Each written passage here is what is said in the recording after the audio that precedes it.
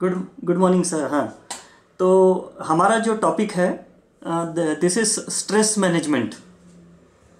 आज की तारीख में कोई भी सेमिनार हम जब कंडक्ट करते हैं या कोई ट्रेनिंग प्रोग्राम कंडक्ट करते हैं तो सबसे पॉपुलर अगर कोई टॉपिक है तो that is stress management only. हर कोई पूछता है कोई भी प्रोग्राम हो कि स्ट्रेस मैनेजमेंट के बारे में बताइए, स्ट्रेस के बारे में बताइए। ये स्ट्रेस जो है ये इतना कॉमन क्यों हो गया है? पहले तो बड़े लोगों को स्ट्रेस होता था, अब हम आजकल देखते हैं कि 2 साल का बच्चा भी बोलता है कि मेरे को स्ट्रेस है, स्कूल गोइंग बॉय बोलता है मेरे को स्ट्रेस है, हाउस वाइफ्स बोलती है मेरे को स्ट्रेस है, मजदूर वर्ग का व्यक्ति है वो भी बोलता है स्ट्रेस है, एग्जीक्यूटिव है, ऑफिसर है, कलेक्टर है, मिनिस्टर है, वो भी बोलता है स्ट्रेस है, हमारे प्राइम मिनिस्टर को भी स्ट्रेस होगा। मतलब कोई इससे अछूता नहीं रहा है। तो क्या चीज़ है ये stress? What is this stress जिसको हम मैनेज करना चाहते हैं? अच्छा, मैनेज हम किस चीज़ को करते हैं? हम मैनेज पैसे को करते हैं, हम मैनेज हेल्थ को करते हैं। That something which is good for us we manage that. क्या स्ट्रेस कोई अच्छी चीज़ है क्या जिसको हम मैनेज करें? कि स्ट्रेस को एलिमिनेट, क्या स्ट्रेस को एलिमिनेट कर सकते हैं क्या हमारी लाइफ से? Can we eliminate stress totally? Actually stress है क्या चीज? What is stress? क्या ये नॉर्मल है क्या? आजकल तो नॉर्मल हो गया है। क्या आपको लगता है कि स्ट्रेस ये नॉर्मल चीज है?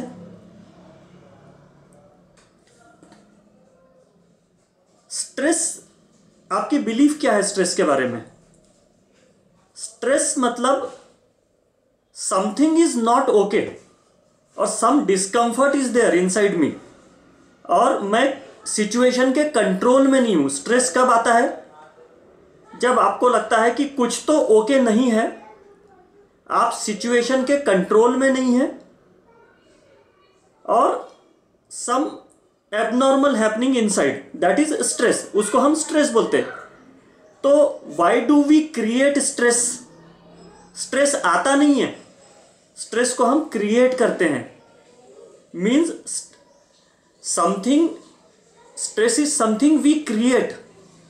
तो अगर हमको स्ट्रेस एलिमिनेट करना है तो जो हम क्रिएट कर रहे हैं उसको क्रिएट करना हमको बंद कर देना चाहिए, तो स्ट्रेस एलिमिनेट हो जाएगा। मैनेज करने का जरूरत ही नहीं है। तो why do we create stress? Stress हमको तब आता है जब हमको लगता है कि हमको कोई थ्रेट है या हमें कोई खतरा है, तभी स्ट्रेस आता है। Unless and until you feel threat, you feel threatened, stress cannot be created।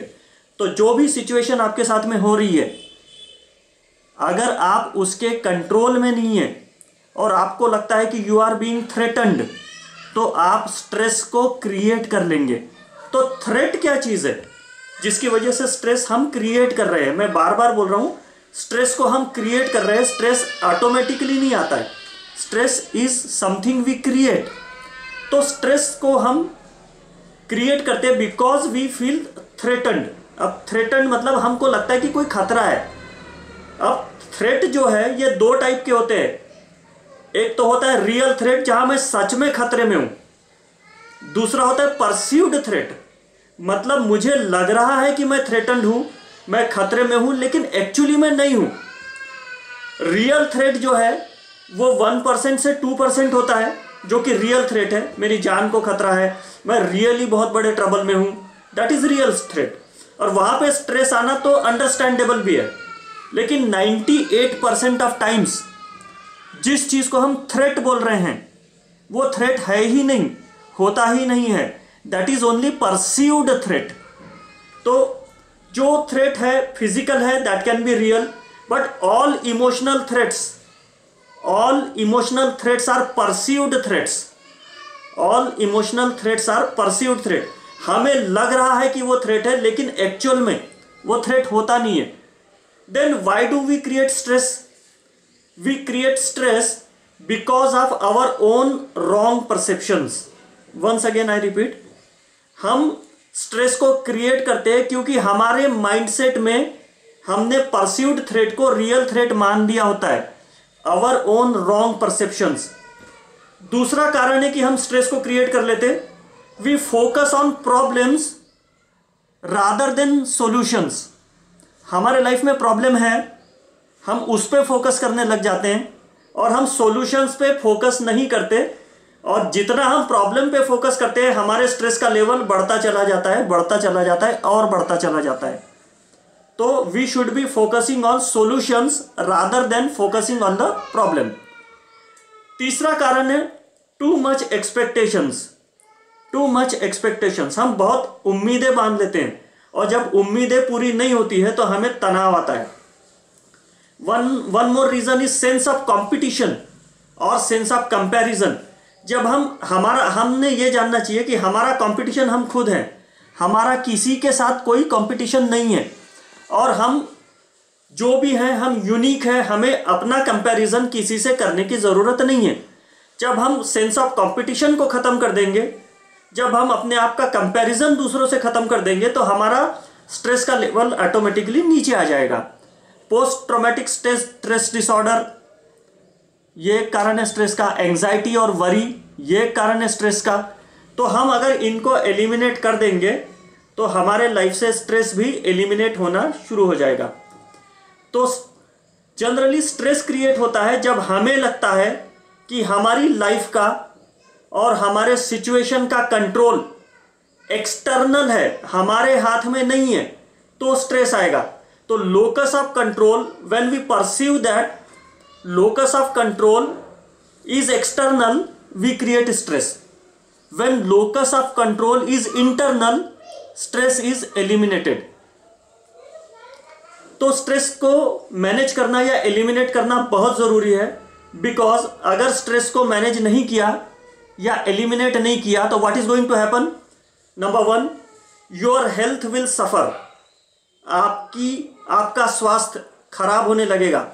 Almost all diseases are caused by stress. Her disease ये स्ट्रेस के कारण होता है। तो स्ट्रेस नहीं होगा तो बड़ी बड़ी बीमारियां, डिसीजेस, हमको हेल्थ इश्यूज नहीं होंगे। स्ट्रेस को मैनेज नहीं किया तो हमारे रिलेशनशिप्स खराब होती हैं। वी सफर अवर रिलेशनशिप्स, क्योंकि जब आप स्ट्रेस में होते हो तो आपको गुस्सा जल्दी आता है, आपको चिड़चिड़ ज़्यादा होती है, और जब आपको गुस्सा ज़्यादा आएगा, जब आपको चिड़चिड़ ज़्यादा होगी, जब आप सेंस ऑफ कंपटीशन में रहेंगे तो आपको जेलसी होगी, आपको फ्रस्ट्रेशन होगा। जब आपको कंपैरिजन के मोड में आप आएंगे तो आपको जेलसी ज़्यादा होगी और आपको फ्रस्ट्रेशन ज़्यादा होगा, तो आपके रिलेशनशिप्स खराब होने लगेंगी। अगर आपकी स्ट्रेस को आप एलिमिनेट या मैनेज नहीं कर पाएंगे तो आप पर्सनल ग्रोथ नहीं कर पाएंगे, आपकी सोशल लाइफ से सफ़र होगी, और सबसे importantly you will lose your peace of mind and happiness. इसीलिए स्ट्रेस को मैनेज करना या एलिमिनेट करना हमारी हेल्थ के लिए ज़रूरी है, हमारी रिलेशनशिप्स के लिए ज़रूरी है, हमारे पर्सनल ग्रोथ के लिए ज़रूरी है, हमारी सोशल लाइफ के लिए ज़रूरी है, और सबसे इंपॉर्टेंट हमारी हैप्पीनेस और पीस ऑफ माइंड के लिए ये ज़रूरी है। तो we will see how to manage stress. अब एक्चुअली स्ट्रेस होता क्या है? बहुत सारे लोग बोलते हैं आपको क्या पता, मेरे ऊपर बहुत स्ट्रेस है, मेरे ऊपर बहुत प्रेशर है। एक्चुअली वो ये बोलते हैं कि मेरे ऊपर बहुत प्रेशर है। क्या प्रेशर ये स्ट्रेस होता है क्या? प्रेशर तो, आउटसाइड प्रेशर तो आपके हाथ में है ही नहीं। तो जो चीज़ आपके हाथ में ही नहीं है उसको एलिमिनेट कैसे कर सकते हो? आपके ऊपर जो प्रेशर पड़ रहा है बाहर से, उस पर आपका कोई भी कंट्रोल नहीं है। आपके कंट्रोल में है आपकी कोपिंग एबिलिटी, या जिसको हम कहेंगे resiliency. Outside pressure is not in your control, your coping ability to that stress is under your control. आपके कंट्रोल में आपकी कोपिंग एबिलिटी है जो कि आपको, तो एक्चुअली स्ट्रेस जो है it is outside pressure divided by your coping ability to deal with that pressure. Once again, stress is outside pressure divided by your inner coping ability. अब outside pressure का आप कुछ भी नहीं कर सकते, वो तो आएगा ही आएगा। आप जो कुछ भी कर सकते हो वो डिनोमिनेटर को कर सकते हो, और मैथमेटिक्स का रूल है जितना डिनोमिनेटर बड़ा रहेगा उतना फ्रैक्शन में वो आएगा, आंसर उतना छोटा आएगा। तो स्ट्रेस को मैनेज करना है तो आउटसाइड प्रेशर का कुछ नहीं कर सकते, इनर कोपिंग एबिलिटी को हमको बढ़ाना पड़ेगा। अब जो कि मेरे कंट्रोल में है, जो कि मैं कर सकता हूं, बशर्ते मुझे पता हो कि मैं मेरी इनर कोपिंग एबिलिटी को बढ़ाऊं कैसे। अगर ये मुझे पता चल जाए और उस पर मैं काम करूं तो मेरी इनर कोपिंग एबिलिटी बढ़ जाएगी। तो आउटसाइड प्रेशर कितना भी ज्यादा आएगा तो भी मेरे स्ट्रेस का लेवल कम रहेगा।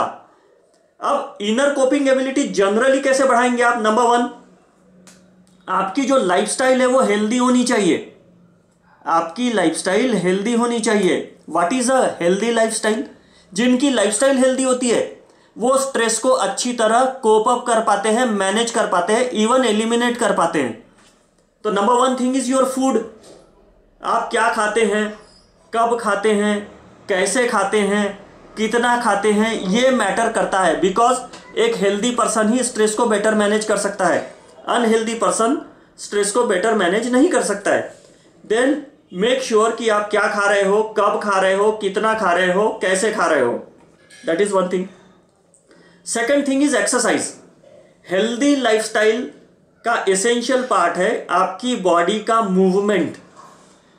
दो चीजें बहुत इंपॉर्टेंट होती है कि आपके अंदर क्या जा रहा है और आपके बॉडी का मूवमेंट कितना है। क्या आप एक्सरसाइज करते हैं, क्या आप वॉक करते हैं, क्या आपके कोई फिजिकल मूवमेंट है या नहीं है। That is second thing. Number 3 is sleep. जब भी कोई व्यक्ति बहुत ज़्यादा तनाव में आता है, स्ट्रेस में आता है, तो सबसे पहली चीज़ होती है कि वो उसकी स्लीप डिप्राइव हो जाती है, उसको नींद ठीक से नहीं आती है। और नींद अगर ठीक से नहीं आएगी तो आपके बॉडी के सारे फंक्शन बिगड़ जाते हैं, आपके ब्रेन के सारे फंक्शन बिगड़ जाते हैं, आपकी इमोशनल डिस्टर्बेंसेस बढ़ जाती है। तो make sure you get adequate sleep. तो मैं आपको एक टेक्निक बताता हूँ। Sleep is extremely important thing हमारे बॉडी के रिजुवेनेशन के लिए, स्ट्रेस को मैनेज करने के लिए नींद बहुत इंपॉर्टेंट है। अगर आपको नींद सही से नहीं आती है तो मैं आपको एक एक्सरसाइज अभी बता रहा हूँ।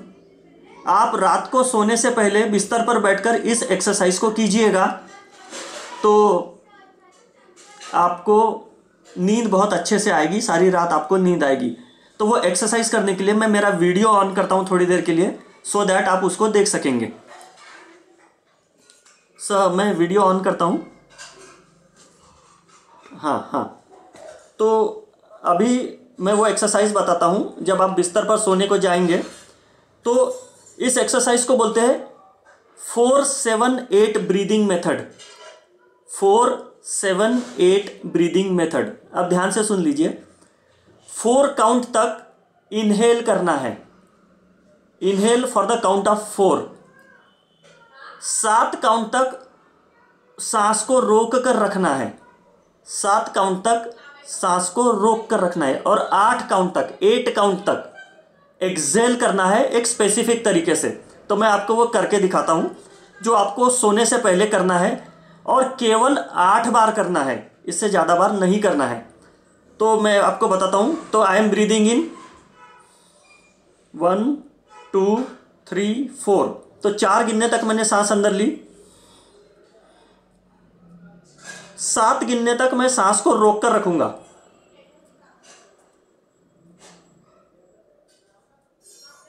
8 गिनने तक मैं ब्रीद आउट करूंगा इस प्रकार से।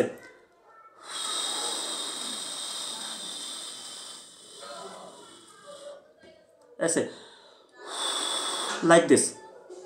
4 count inhalation, 7 count hold. Video नहीं दिख रहा है तो आपके ध्यान में आ गया? दिख रहा है? तो 4 गिनने तक आपको सांस अंदर लेनी है, ये समझ में आ गया? 4 गिनने तक 1 2 3 4 इस स्पीड से 1 2 3 4 इनहेलेशन। ठीक है। अब 7 काउंट तक आप उस सांस को रोक के रखिए अंदर। 1 2 3 4 5 6 एंड 7। ओके। अब आप फूंकनी फूंकते हैं या बांसुरी फूंकते हैं ना, उस प्रकार से एक्सहेल कीजिए 8 काउंट तक। ऐसे जैसे चूल्हा जलाते वक्त फूंकनी से फूंकते थे ना हम, उस किस्म से एक्सहेल कीजिए। या सांप के समान फुफकार के एक्सहेल कीजिए, लाइक दिस। आ गया ध्यान में आपके? मेरा वीडियो नहीं भी दिख रहा है तो भी? Is it okay?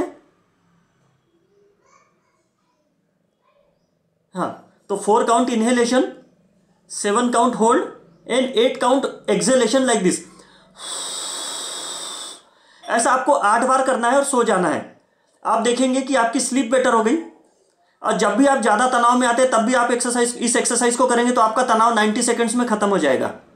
तो this is 4-7-8 breathing method. Doctor Andrew well की किताब है स्पॉन्टेनियस रेमिशन, इसमें यह मेथड दी हुई है। This is time tested method, ये मेरी इन्वेंट की हुई नहीं है, तो इसका श्रेय जाता है डॉक्टर एंड्रयू वेल को। तो दैट इज 4-7-8 ब्रीदिंग मेथड। तो आपकी स्लीप बेटर हो जाएगी। जब स्लीप बेटर हो जाएगी तो हेल्थ बेटर हो जाएगी, स्ट्रेस एलिमिनेट हो जाएगा एंड आपका स्ट्रेस भी कम हो जाएगा। तो दैट इज थर्ड थिंग। तो नंबर 1 इज हेल्दी लाइफस्टाइल में फूड आपका बेहतर हो। Number 2, you should be exercising, थोड़ा बहुत वॉक, थोड़ा एक्सरसाइजिंग, थोड़ी एरोबिक एक्सरसाइजिंग, थोड़ा योगा, थोड़ा प्राणायाम आपको करना चाहिए। गेट अ बेटर स्लीप, अच्छी नींद लीजिए। और चौथा बहुत इंपॉर्टेंट एस्पेक्ट है स्ट्रेस को एलिमिनेट करने का, लेजर टाइम। लेजर टाइम, जिनके सोशल सर्कल बहुत अच्छे हैं, जिनकी फ्रेंडशिप्स बहुत अच्छी है, जो अपने फ्रेंड सर्कल में गप्पे मारते हैं, हंसते हैं, बिना टॉपिक के वो बात कर सकते हैं, उनको तनाव कम आता है। कोई भी प्रेशर आता है, मैं मेरे दोस्त के पास जाऊंगा, मैं उसके साथ डिस्कस करूंगा, मेरा स्ट्रेस खत्म हो जाता है। जिनके दोस्त नहीं होते, जिनके अच्छे दोस्त नहीं होते, जो अपने दोस्तों को मिलते नहीं है, जो अपने दोस्तों से कम्युनिकेट नहीं करते हैं, उनके लाइफ में स्ट्रेस का लेवल ज्यादा होता है। तो स्ट्रेस को एलिमिनेट करने के लिए आपकी अच्छी फ्रेंडशिप्स होनी चाहिए, दोस्तों के साथ होनी चाहिए, आपके पेरेंट्स के साथ आपकी अच्छी फ्रेंडशिप होनी चाहिए, हर रिलेशन में फ्रेंडशिप होनी चाहिए। आपकी स्पाउस के साथ आपकी रिलेशनशिप्स अच्छी होनी चाहिए, आपके बच्चों के साथ फ्रेंडशिप होनी चाहिए। तो आप देखेंगे आपकी लाइफ से स्ट्रेस घटता चला जाएगा। तो spend some time with your dear ones, leisure time, कोई एजेंडा ना हो, कोई टॉपिक ना हो, आप बैठ के पत्ते खेल रहे हैं, गप्पे मार रहे हैं, हंस रहे हैं और एक रिलैक्स्ड टाइम स्पेंड कर रहे हैं। तो healthy lifestyle includes 4 things: food, exercise, sleep and leisure time with your dear ones, with your friends. दूसरा, इनर कोपिंग एबिलिटी जब बढ़ती है, जब आपकी इमोशनल इंटेलिजेंस बेहतर होती है। इमोशनल इंटेलिजेंस कब बेहतर होगी? हमको हमारा माइंडसेट चेंज करना पड़ेगा। हर चीज को हमको आदत हो गई है प्रॉब्लम बोलने की। कोई भी चीज जो ओके नहीं है, we call it as a problem. हमको अगर कोई चीज ओके नहीं है तो उसको प्रॉब्लम बोलना बंद करना पड़ेगा और हमको वोकैबुलरी चेंज करनी पड़ेगी और हमको कहना पड़ेगा चैलेंज है, चैलेंज है। 3-4 टाइप की चीजें होती है। एक तो होता है ट्राइफल, एक होता है चैलेंज, तीसरा होता है प्रॉब्लम। ट्राइफल यानी छोटी मोटी बात, कुछ तो ओके नहीं है लेकिन वो छोटा मोटा है, कोई कॉन्सिक्वेंसेस नहीं है उसके। चैलेंज मतलब समथिंग इज नॉट ओके, लेकिन अगर मैंने ध्यान नहीं दिया तो कॉन्सिक्वेंसेस बुरे हो सकते हैं। और problem is something very big, मैं उसका कुछ भी नहीं कर सकता, दैट इज प्रॉब्लम। लेकिन हम हर चीज को क्या कह देते हैं? मैं प्रॉब्लम में हूं, मैं प्रॉब्लम में हूं, मैं प्रॉब्लम में। For them everything is problem. ऐसे लोगों के लाइफ में बहुत तनाव रहता है जो हर चीज को क्या बोलते हैं? प्रॉब्लम है, प्रॉब्लम है, प्रॉब्लम। वो ट्राइफल को भी प्रॉब्लम बोलते हैं, वो चैलेंज को भी प्रॉब्लम बोलते हैं और वो प्रॉब्लम को भी प्रॉब्लम बोलते हैं। तो we need to change our vocabulary.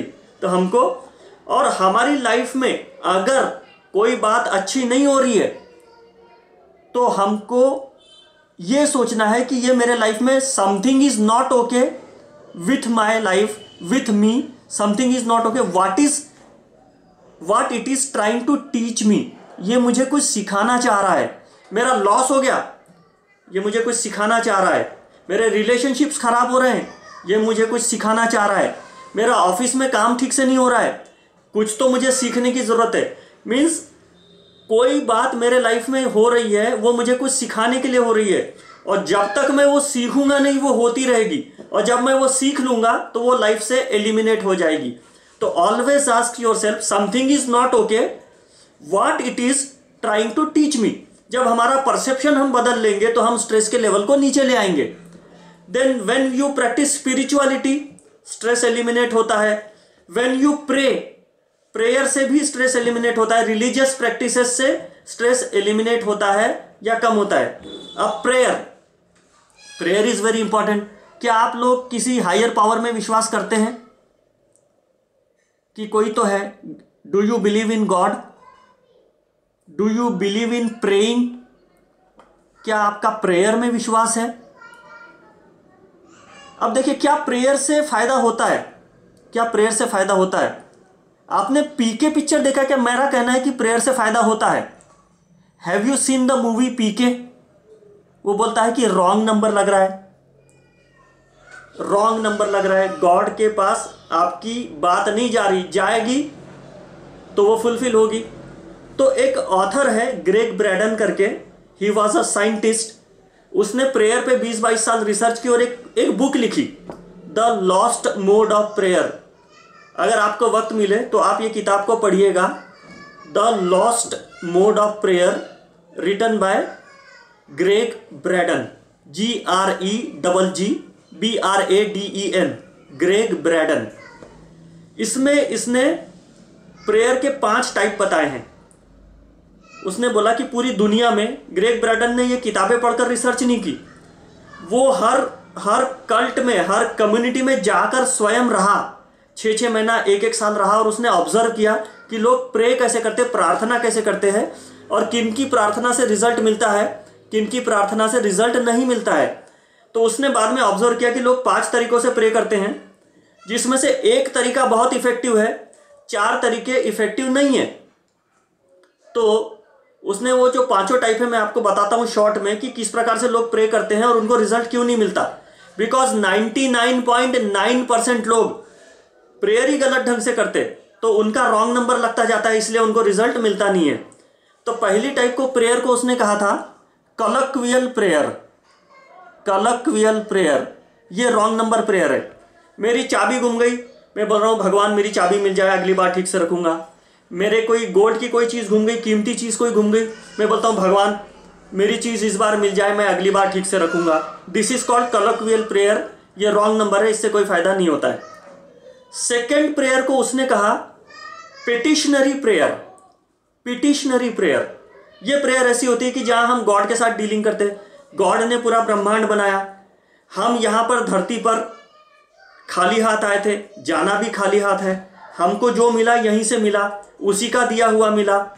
और हमने क्या किया, भगवान मैंने साल भर पढ़ाई नहीं की, स्टूडेंट हूँ मैंने साल भर पढ़ाई नहीं की, और बाद में आखिरी में मैं भगवान को बोलता हूँ भगवान मेरे अच्छे मार्क दिला देना, मेरी एंट्रेंस एग्जाम पास करा देना, मैं आपको इतने रुपए का प्रसाद चढ़ाऊंगा, ये चादर चढ़ाऊंगा, वो फूल चढ़ाऊंगा, फलाना चढ़ाऊंगा। तो हम गॉड को रिश्वत दे रहे हैं। पिटिशनरी प्रेयर मतलब गॉड को रिश्वत देना, और गॉड रिश्वतखोर नहीं है, उसको आपकी रिश्वत नहीं चाहिए। तो ये जो है ये भी प्रेयर इनइफेक्टिव प्रेयर है, जहां हम ये कहते हैं मेरा ये काम कर दो मैं ये कर दूंगा, मेरा वो काम कर दो मैं नंगे पैर चलकर आपके मंदिर में आऊंगा। उसको नहीं चाहिए कि आप नंगे पैर चल के जाइए, उसको नहीं चाहिए कि आप किसी तीर्थ यात्रा पे जाइए, उसको नहीं चाहिए, उसको रिश्वत नहीं चाहिए। तो किसी भी प्रकार से गॉड को रिश्वत देना हमने बंद कर देना चाहिए, जो कि हम करते हैं। थर्ड प्रेयर उसने बताई रिचुअलिस्टिक प्रेयर, जो हम हमारे घरों में करते हैं, अगरबत्ती लगाते हैं, दिया लगाते हैं, मोमबत्ती लगाते हैं, आरती बोलते हैं। एक हद तक ठीक है, पीस ऑफ माइंड मिलता है, लेकिन आपको रिजल्ट इससे भी नहीं मिलता है, बिकॉज आपका माइंड भटक रहा होता है। जब आप रिचुअलिस्टिक प्रेयर करते हैं तो आपका माइंड भटक रहा होता है, तो भटके हुए माइंड गॉड को कनेक्ट नहीं हो सकते। That is why ritualistic prayers also fail to deliver result. चौथी टाइप ऑफ प्रेयर उसने कहा कि meditative prayer. Meditative prayer means what, कि आप मेडिटेशन में जाते हैं और आप गॉड से कनेक्ट होते हैं और आपको हर चीज में डिविनिटी दिखती है। दैट इज गुड, लेकिन आपको रिजल्ट उससे भी फुल्ली नहीं मिलता है। रिजल्ट मिलता है 5वीं टाइप ऑफ प्रेयर से। जब आप इस ढंग से प्रेयर करते हैं तो you get the result, that is called feeling based prayer. Prayer ये वर्ड्स में नहीं होती है, प्रेयर ये आपके अंदर की फीलिंग में होती है। More intense your feeling better will be the result. हमारे अंदर की जो फीलिंग है वो जितनी इंटेंस होगी उतना आपको रिजल्ट मिलेगा। तो unless and until you develop a tremendous intense feeling inside you, your prayer cannot be answered. तो प्रेयर से भी स्ट्रेस कम होता है, बशर्ते वो सही ढंग से की जाए। तो स्ट्रेस को डील करना है तो हमने देखा कि it is outside pressure divided bye my inner coping ability. तो इनर कोपिंग एबिलिटी को मैं हेल्दी लाइफस्टाइल से बढ़ा सकता हूं, इमोशनल इंटेलिजेंस बढ़ा सकता हूं, मेरे माइंडसेट को या परसेप्शन को चेंज करके बढ़ा सकता हूं, प्रॉब्लम को चैलेंज बोलने से मैं उसको घटा सकता हूं, मैं मेरे परसेप्शन में ये ला सकता हूं कि ये घटना मुझे क्या सिखा रही है, स्पिरिचुअलिटी को डेवलप करके मैं इनर कोपिंग एबिलिटी बढ़ा सकता हूं, और प्रेयर से मैं मेरी इनर कोपिंग एबिलिटी को बढ़ा सकता हूं। तो मेरे लाइफ में 5 एरियाज है जहां पे मुझे तनाव का अनुभव होता है या स्ट्रेस का अनुभव होता है। Number 1 is health. तो हमने डिस्कस किया ही है कि हेल्थ के लिए I should be eating good food, I should be exercising, I should be taking proper sleep, I should be spending laser time with my loved ones. तो मेरी health के एरिया से स्ट्रेस एलिमिनेट होना शुरू हो जाएगा। सेकेंड एरिया है हमारे लाइफ में स्ट्रेस का, रिलेशनशिप्स। हमारी खराब होती रिलेशनशिप्स सबसे तनाव का कारण बनती है। मेरे एक फ्रेंड है, बहुत अच्छी सैलरी है उनकी वाइफ भी सॉफ्टवेयर इंजीनियर है, बहुत अच्छी सैलरी है उसकी, उनका बहुत बड़ा मनीष नगर में एक बंगलो है, उनके फ्लैट्स हैं, काफ़ी वेल टू डू है। इनके लाइफ में 2 बच्चियां हैं, 2 बच्चियां एक्सट्रीमली इंटेलिजेंट है। एक का इंजीनियरिंग हो गया, उसको सॉफ्टवेयर कंपनी में जॉब लग गई, दूसरी एक्सट्रीमली होशियार है। अब इनकी लाइफ में स्ट्रेस होना चाहिए क्या? Health is good, wealth is good, बच्चे भी बहुत अच्छे होशियार है, अच्छी जगह पढ़ रहे हैं, अच्छी जगह सेटल्ड है। अब हस्बैंड वाइफ का पटता ही नहीं, रिलेशनशिप इशू है, तो यहाँ इनको तनाव आ गया। तो हम रिलेशनशिप पे जब ये काम नहीं करेंगे तो आपके लाइफ से तनाव नहीं जाएगा। तो रिलेशनशिप एक बहुत बड़ा कारण है लोगों के लाइफ में स्ट्रेस आने का। तो वी विल सी कि रिलेशनशिप स्ट्रेस के लिए हम क्या कर सकते हैं। देन जॉब और बिजनेस रिलेटेड स्ट्रेस लोगों को बहुत है, वी विल सी कि इसको क्या कर सकते हैं। पैसे के इश्यूज है, फाइनेंशियल इश्यूज है जिसकी वजह से तनाव आते हैं, और एटीट्यूड और ईगो की वजह से भी आपकी लाइफ में स्ट्रेस आता है। तो सबसे पहली चीज, when you want to eliminate stress, आपको डिफरेंशिएट करते आना चाहिए ट्राइफल क्या है, यानी छोटी मोटी बात क्या है, चैलेंज क्या है और प्रॉब्लम क्या है। तो अब आप इनमें से सबको प्रॉब्लम कहते हैं क्या? Let's see. आपको ऑफिस जल्दी जाना है और आप ट्रैफिक जाम में फंस गए हैं और आप ऑफिस पहुंच नहीं सकते टाइम पर। क्या ये ट्राइफल है? क्या ये चैलेंज है? क्या ये प्रॉब्लम है? अब आप कर क्या सकते हो? ट्रैफिक जाम में आप फंस चुके हो, आपके चारों तरफ गाड़ियां हैं, अब गाड़ी से उतर नहीं सकते। अब आप कर क्या सकते हो? ऐसी सिचुएशन में आप क्या करेंगे? Is it a trifle, challenge और प्रॉब्लम? क्या है ये? जो हैबिचुअल लेट कमर्स है उनके लिए ट्राइफल है, अरे ये तो होता ही रहता है, क्या फर्क पड़ता है। फॉर सम, जहां पे ऑफिस में फायर हो जाएगा, बॉस चिल्ला देगा, ये चैलेंज है। मगर अब या तो प्रॉब्लम है, अगर सोचो तो चैलेंज है, सोचो तो प्रॉब्लम है। अब क्या कर सकते हैं आप? ट्रैफिक में फंस तो गए हो, अब आपको पता है कि पर्टिकुलर टाइम पे रोड पर ट्रैफिक ज़्यादा होता है, तो दूसरे दिन से आप क्या करेंगे? घर से थोड़ा जल्दी निकलना शुरू करेंगे, 15-20 मिनट पहले जल्दी निकलना शुरू करेंगे। किसी भी सिटी में 9:30 से 10:30 पीक ट्रैफिक होता है, तो आप थोड़ा पहले निकलिए, 9 बजे निकलिए, सो दैट आप ट्रैफिक पीक पे जाने से पहले पहुंच जाएंगे, तो आप इस चीज से बच जाएंगे। अच्छा चलिए, आप ट्रैफिक में फंस भी गए हैं तो आप या तो चिड़चिड़ कीजिए, या तो कोई अफर्मेशन बोलिए, पॉजिटिव अफर्मेशन बोलिए, या कोई गाने सुन लीजिए, रिलैक्स हो जाइए, आपकी गाड़ी में गाने लगा लीजिए, या कोई पॉजिटिव वर्ड्स खुद के लिए बोलिए, या कोई मंत्र बोलिए मन में, व्हाटएवर, आप उसका बेहतर इस्तेमाल भी कर सकते हैं। तो depending on your mind set, it can be trifle, it can be a challenge, it can be a problem. तो change your mind set, do something about it, do something about it. अब आप traffic में जा रहे हैं, रास्ते पे जा रहे हैं, समवन कट्स यू, आपको कट मार के स्पीड से निकल गया, आप कौन सी वाली गाली देते हो उसको? देते हो या नहीं देते हो? जनरली जेंट्स तो देते ही हैं, देते हैं ना गाली। एक बुरी सी गाली आप देते हो, वो तो कट मारकर निकल गया और आपका दिन खराब कर दिया उसने। तो what you should do? Ignore such person. क्योंकि वो तो निकल गया, आप गाली देते रहे, कुछ करते रहे, कोई फर्क नहीं पड़ने वाला है। तो वी शुड बी, हम तो यही बोल सकते कि गॉड ब्लेस हिम, बहुत